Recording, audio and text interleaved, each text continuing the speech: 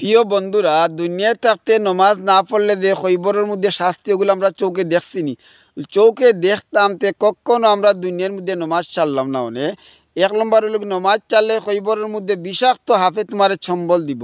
যখন নৌকে ঘা মারবো তখন ঠিক মারি উঠপায়, তখন কবে আল্লাহ আমি বুঝছি না, আমার আবার দুনিয়ায় দোয়া নমাজ ছাড়তাম না, আল্লাহ খাম আইতো না। তোরে দুনিয়ায় তাতে খান দিছিলাম না, চক্ষু দিছিলাম তাই হুঁচস নানি, আলিম হল হুঁচস নানি, ওয়াজ নসিহত হুঁচস নানি।